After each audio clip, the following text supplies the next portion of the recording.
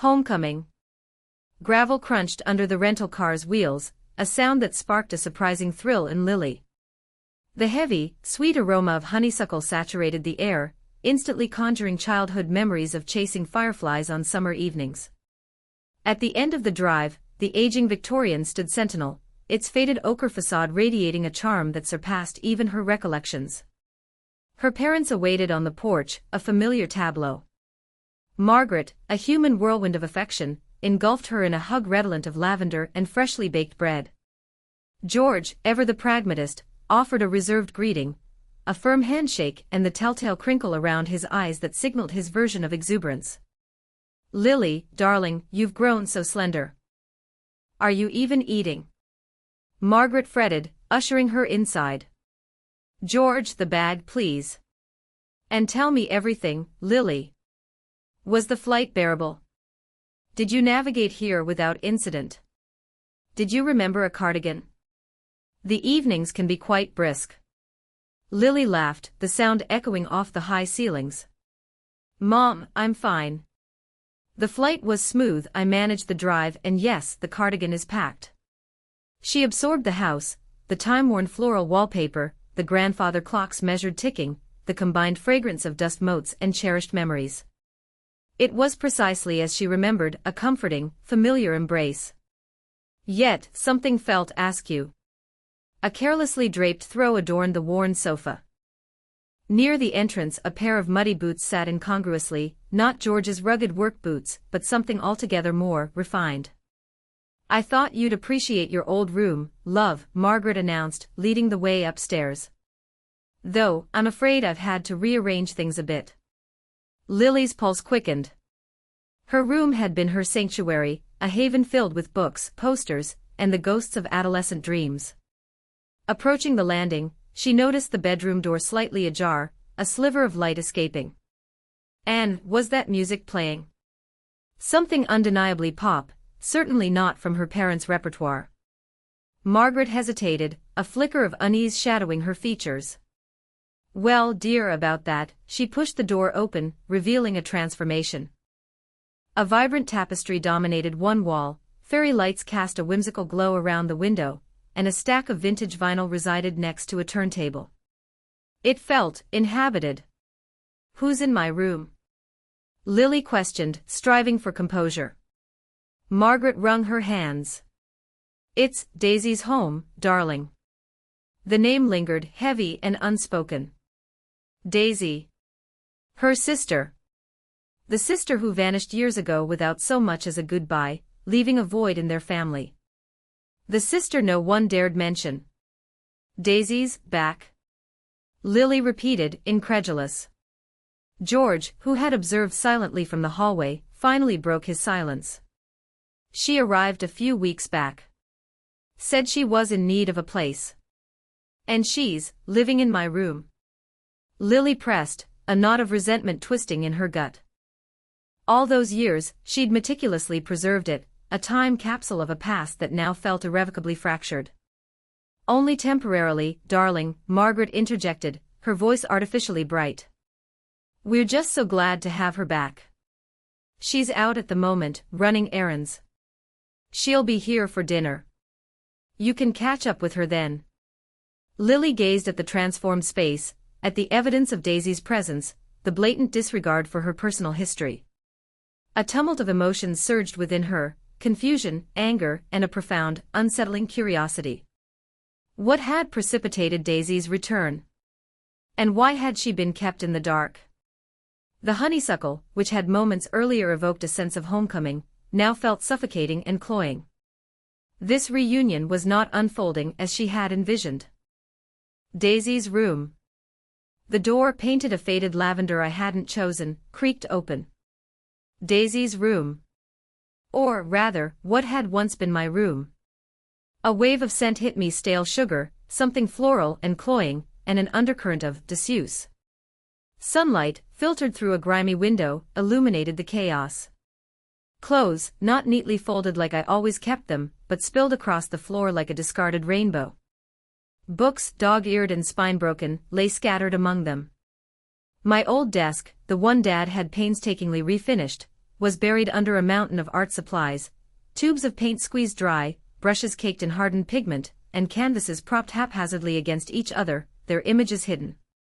It was a far cry from the sanctuary I remembered. This room held scraped knees bandaged with cartoon plasters, whispered secrets shared with stuffed animals, and the countless hours I'd spent lost in the pages of fantastical stories. Now it felt violated. I stepped gingerly inside, the floorboards groaning beneath my weight. A half-finished drawing lay on the bed, a charcoal sketch of a woman with wild, untamed hair, and eyes that seemed to burn with an inner fire. It was arresting, unnerving, and undeniably talented. A pang of something akin to jealousy twisted in my gut. I'd dabbled in art but never possessed this raw, visceral skill. Near the window, a dream catcher, woven with faded beads and frayed feathers, hung askew. I remembered making it at summer camp, carefully selecting each element with the earnest belief that it would ward off nightmares. Had Daisy believed in its power, too? Or was it just another forgotten trinket, swallowed by the room's growing entropy? My gaze fell upon the closet door, slightly ajar. A sliver of darkness beckoned.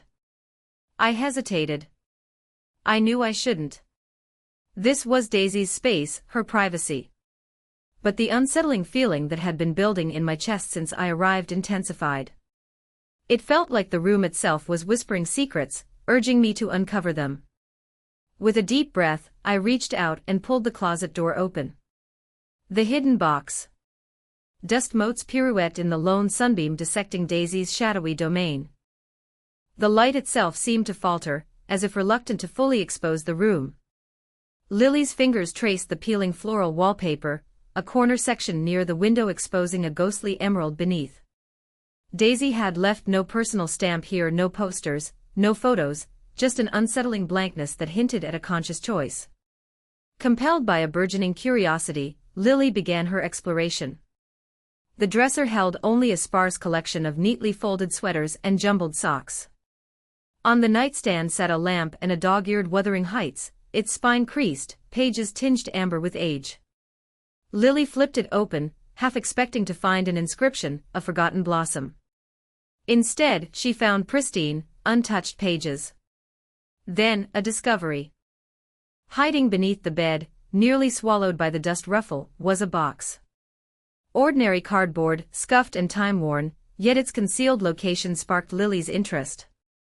Kneeling, she reached for it, her fingers grazing the rough surface as she tugged it free. Surprisingly weighty, Lily dragged it into the diminished sunlight and unfolded the flaps. An echo of someone else's past flooded her senses. Within, cushioned by brittle tissue, lay the remnants of a childhood. A beloved teddy bear, missing an eye button, its formatted from countless embraces. A sheaf of crayon drawings on cheap paper, depicting fantastical beasts and vibrant, imagined worlds. A small, tarnished silver locket. Lily examined each artifact, turning them over, seeking to decipher a narrative. The drawings, surprisingly accomplished, overflowed with imagination. They hinted at a latent creativity, a fantastical realm Daisy kept concealed. The well-worn bear suggested a need for comfort, a vulnerability carefully masked. Finally, at the box's bottom, nestled beneath the last layer of tissue, a diary. Small, bound in navy leather, secured by a delicate, aged lock. The metal, tarnished with time, lacked a key. Lily lifted it, the cool leather smooth beneath her fingertips. This felt different, more intimate than the other objects. This felt like a guarded secret. A pang of guilt stung her. This wasn't for her eyes.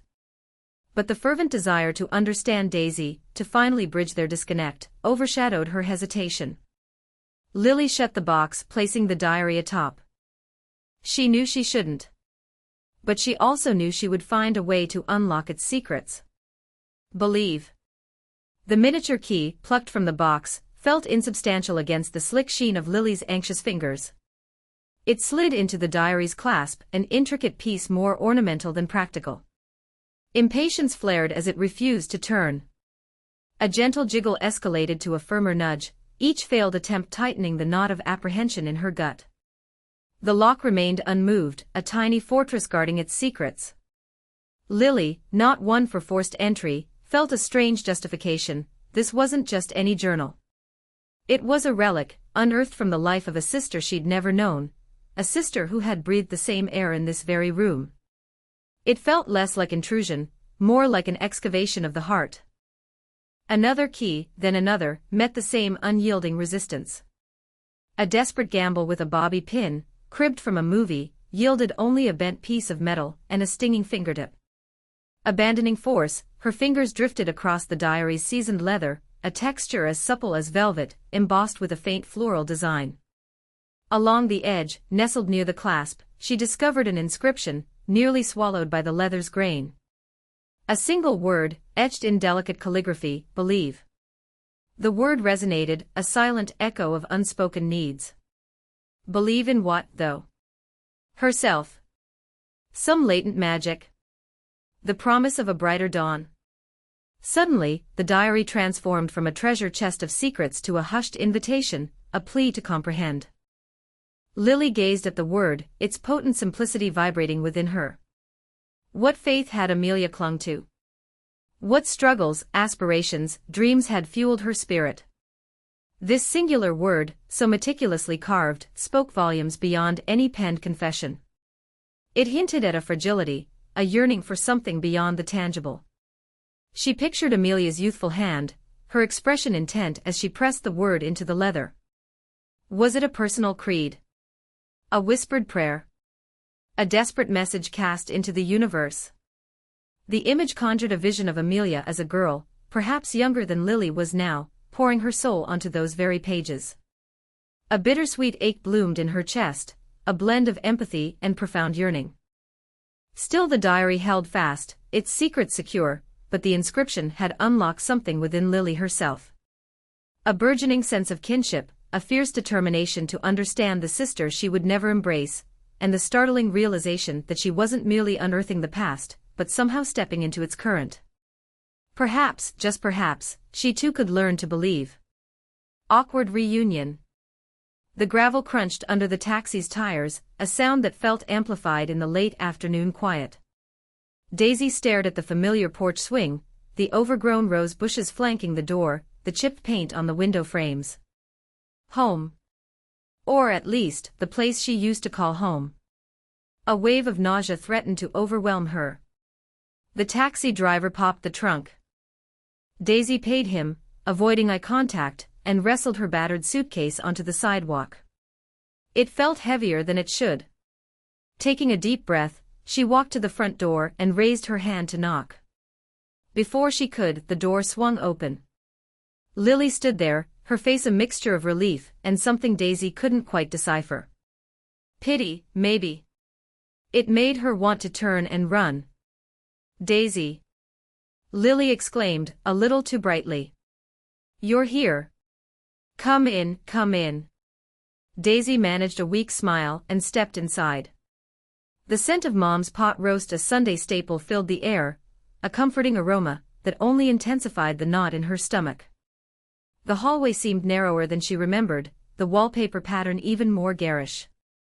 Let me take your bag, Lily offered, reaching for the suitcase. I got it, Daisy mumbled, clutching the handle tighter. She didn't want Lily touching her things, seeing the threadbare clothes she'd packed, the worn edges of her sketchbook. The living room was exactly as she'd left it, a museum of their childhood. The same floral sofa, the same doilies on the armrests, the same slightly crooked picture of Grandma Thompson above the fireplace. Even the air felt stale, trapped in time. Mom's in the kitchen, Lily said, gesturing towards the back of the house. Dad's, well, Dad's being Dad. He's in his armchair, reading the paper. Daisy nodded, her throat tight. She shuffled towards the kitchen, the linoleum cold beneath her worn boots. Margaret Thompson beamed as Daisy entered, enveloping her in a hug that smelled of vanilla and worry. Daisy, honey. You're home. We've missed you so much. Hi, Mom, Daisy mumbled, patting her back awkwardly. Dinner was a strained affair.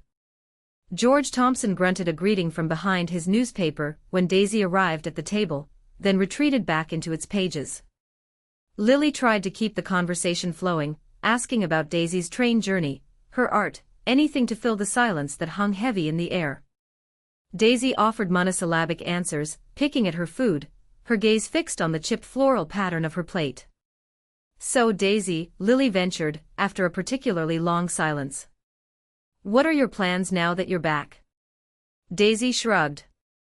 "I don't know. Figure things out, I guess." "Are you going to look for a job?" Margaret asked, her brow furrowed with concern. "Maybe," Daisy said, pushing a piece of carrot around her plate. George finally lowered his newspaper. "Well, you can't just sit around all day, Daisy. You need to contribute." Daisy flinched, the familiar sting of his disapproval washing over her. She pushed her chair back from the table, the scraping sound echoing in the sudden silence. "I'm not hungry anymore," she said, her voice barely above a whisper. "I'm going to go unpack." She fled to her old room, the sanctuary she'd dreamt of during countless sleepless nights. But even here, surrounded by faded posters and childhood mementos, she felt like an intruder, a ghost haunting a life she could no longer claim. The weight of unspoken words, of past failures and present uncertainties, settled upon her like a shroud.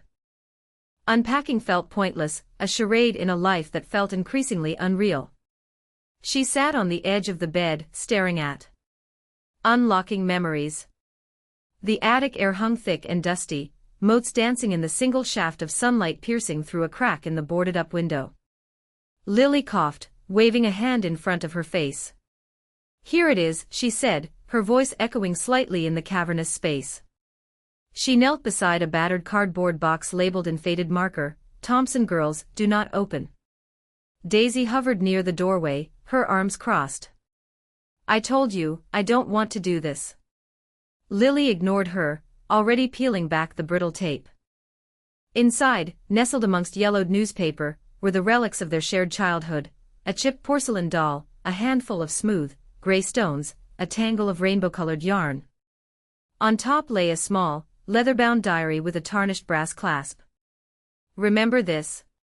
Lily asked, holding up the doll. "We named her Penelope. You always braided her hair."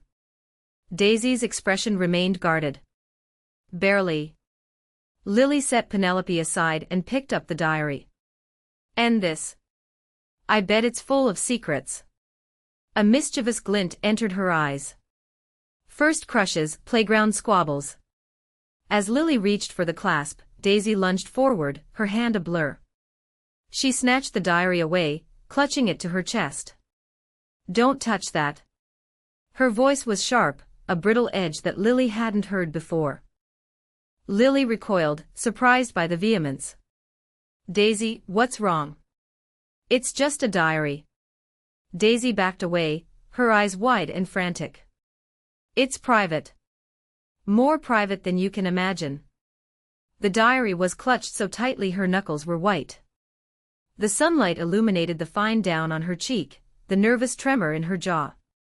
Okay, Lily said, holding up her hands in a gesture of peace. "I didn't mean to upset you. I just thought, maybe this would help us connect. Remember things." Daisy didn't seem to hear her. She was staring at the diary as if it were a dangerous creature. "Some things are better left forgotten," she whispered, her voice barely audible. Lily stood up, brushing dust off her jeans. The playful mood had evaporated, replaced by a heavy, uncomfortable silence. "I thought you might want to know more about your past." Daisy's gaze snapped up, her eyes filled with a strange mixture of fear and defiance. "My past is mine. And I don't need you digging around in it." She turned and hurried towards the attic stairs, her footsteps echoing down the wooden steps. At the bottom, she paused, her back still to Lily.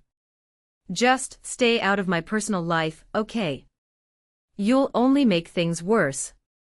Then she was gone, leaving Lily alone in the dusty attic, the weight of Daisy's words hanging heavy in the air. The toy keys. The click of the diary's lock echoed in the sudden silence. Foiled again. Lily slumped back against the worn floral wallpaper of her childhood bedroom, the small, leather-bound book heavy in her hand. Giving up wasn't an option. Her sister wouldn't just leave a locked diary behind without a reason. Then, a memory surfaced, fragile as spun glass. Toy keys. A whole ring of them, brightly colored plastic molded into whimsical shapes: stars, cars, even a miniature Eiffel Tower. They were relics from a bygone era of tea parties and imaginary adventures, banished to the attic years ago. Could one of them possibly fit? It was a long shot, but hope, however faint, flickered within her. The attic hatch resisted with a groan, releasing a puff of dust motes that danced in the single shaft of sunlight slicing through a grimy window. Lily coughed, waving a hand in front of her face. The air hung thick and heavy, a blend of mothballs, dried flowers, and forgotten dreams. Cardboard boxes teetered precariously, threatening to unleash avalanches of forgotten treasures or, more likely, useless junk. She navigated the labyrinthine space, her fingers trailing across dusty furniture draped in white sheets like ghostly apparitions. The air grew colder the further she went, prickling her skin. Cobwebs clung to her hair and clothes, each step a soft crunch on the uneven floorboards. Where would her mother have stashed them? Lily remembered a large, wicker trunk filled with old toys. She located it beneath a mountain of discarded Christmas decorations. The trunk creaked open, releasing a musty odor.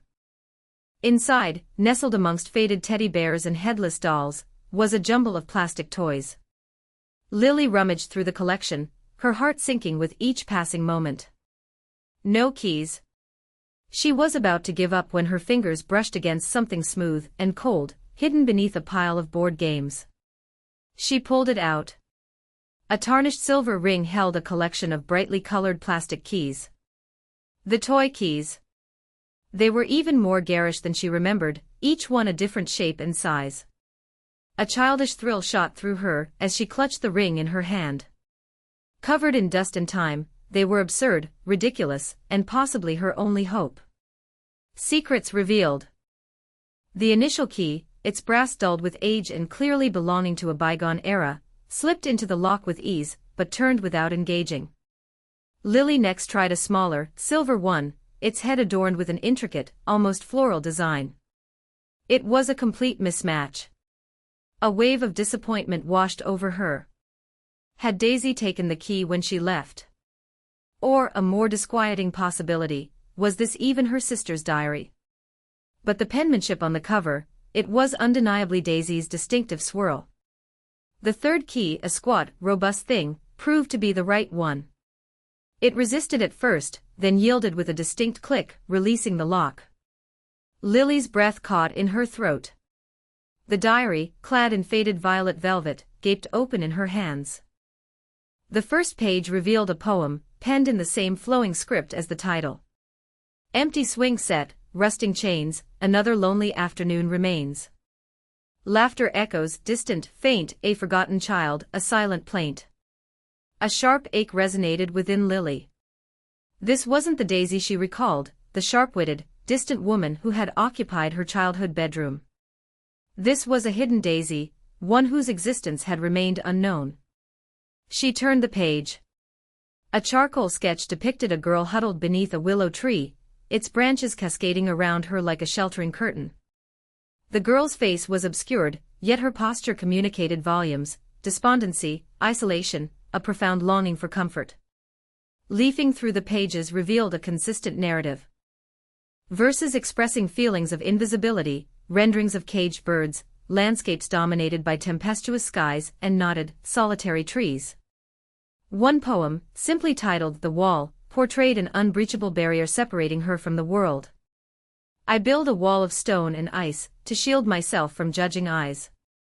But in its shadow, I'm alone, a prisoner on a frozen throne. Lily's fingers traced the words, the palpable emotion almost leaping from the page. What had befallen Daisy? What had plunged her into such profound sorrow?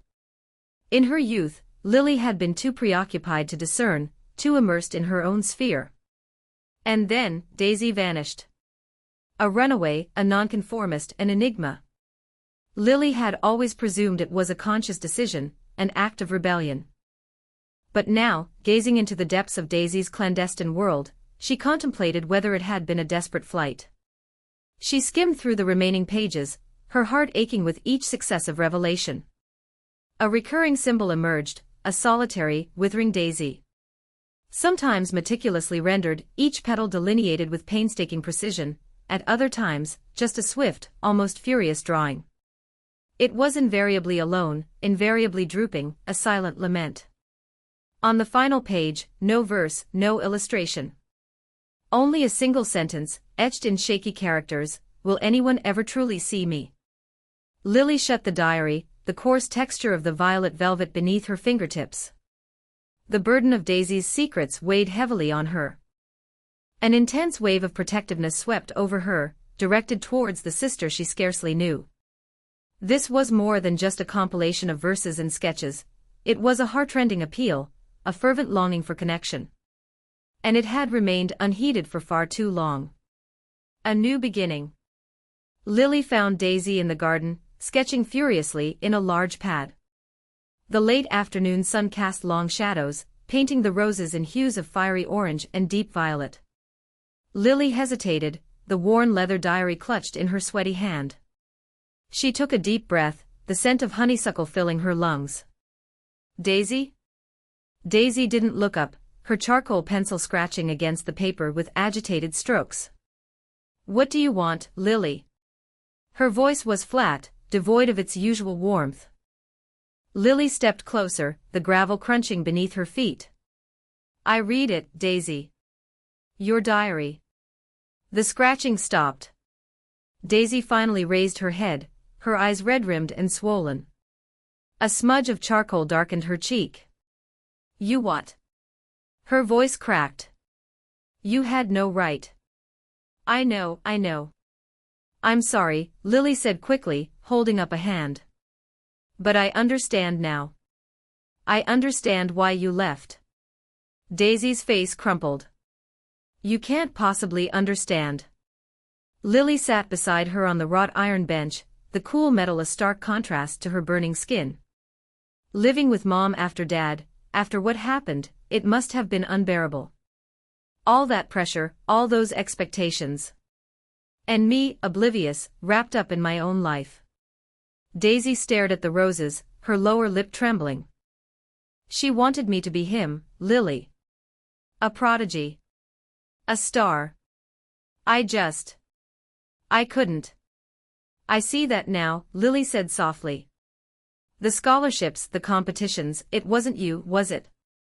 Daisy shook her head, tears finally spilling down her cheeks. "I wanted to paint. To create. Not to perform for her approval." Lily reached out and took Daisy's hand, surprised at how cold it was. "Then why didn't you tell me? Why didn't you say anything?" "Because you were perfect, Lily," Daisy sobbed. "You always were. Good grades, popular, Mom's golden child. I didn't want to ruin that for you. I thought you'd be better off without me." A wave of guilt washed over Lily. She had been so blind, so self-absorbed. "Oh, Daisy," she whispered, squeezing her sister's hand. "That's not true. I missed you. I always missed you." The dam finally broke. Daisy dissolved into tears, her body shaking with sobs. Lily wrapped her arms around her, pulling her close. Daisy clung to her, burying her face in Lily's shoulder. "I'm so sorry, Lily," she gasped between sobs. "I messed everything up." "It's okay," Lily murmured, stroking her hair. "It's okay. We can fix it. We'll fix it together." The sun dipped below the horizon, casting the garden in twilight. The air grew cooler, but Lily and Daisy remained locked in their embrace, the years of separation melting away with each shared tear. Finally, Daisy pulled back, wiping her eyes with the back of her hand. "Thank you, Lily," she said, her voice hoarse but filled with a newfound lightness. "For understanding. For not judging me." Lily smiled, a genuine smile that reached her eyes. "We're sisters, Daisy.